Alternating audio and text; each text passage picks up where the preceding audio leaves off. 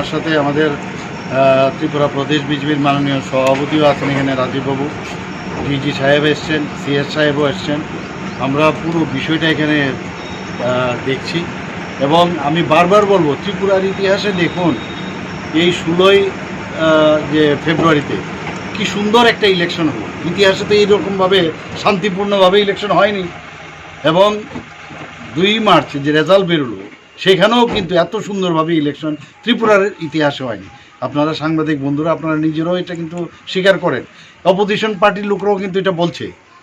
কিন্তু কেন এরকম হলো? বিভিন্ন জায়গার মধ্যে বিরোধী দলের যারা আমরা দেখছি উস্কানিমূলক এইসব করছে, গুজব রটাচ্ছে, আরও কিছু স্বার্থান্বেষী মহল থেকেও এটার চেষ্টা চালাচ্ছে। কিন্তু কাউকে ছাড়া হবে না, এতটুকু আমি বলতে পারি। অলরেডি প্রায় 200-র উপর লোককে অ্যারেস্ট করা হয়েছে এবং প্রয়োজনে আরও যেখানে যেখানে যারা এই ধরনের ঘটনা বা প্ররোচনামূলক কাজ করবে কাউকে আইনের পথে চলবে এবং কাউকে ছাড়া হবে না। আমি এর জন্য এসেছি। আমরা সবাই মিলে এখানে একটাই আবেদন রাখবো যে মানুষ কিন্তু শান্তি চায়, মানুষ অশান্তি চায় না। শান্তিপূর্ণভাবে আমরা বসবাস করতে চাই। এখানে জাতি জনজাতি আমরা সবাই মিলে একসাথে এক ত্রিপুরা শ্রেষ্ঠ ত্রিপুরা আমরা করতে চাই। এবং এত একটা সুন্দর পরিবেশে হয়ে গেল, তো যে কারণে নিন্দুকেদের কিন্তু সমস্যা হচ্ছে, যার এত সুন্দরভাবে সব কিছু কেন হবে? তো আদত সে মজবুর, আগের থেকে এই অভ্যেস হয়ে গেছে একটা অপসংস্কৃতি, নির্বাচনোত্তর সন্ত্রাস। এখন কিন্তু সেরকম ছিল না, কিন্তু হঠাৎ করে আবার বলে না, এটা না করলে নাই হয়। আবার ওনাদেরকে আমি হুঁশিয়ারি করছি, সে যেই হোক, সবাই জানে কারা এর পেছনে আছে, তাদেরকে কোনো অবস্থায় ছাড়া হবে না।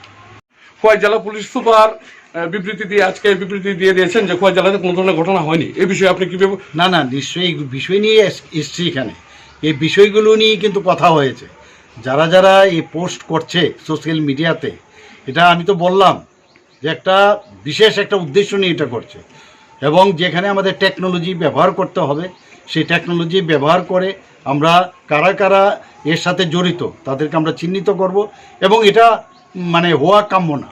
এবং আমি বিরোধী দলই হোক আর যেই হোক, আমি সবাইকে বলবো যে মানুষের যাতে কোনো অসুবিধা না হয়, শান্তিপূর্ণ পরিবেশে যেন আমরা বসবাস করতে পারি।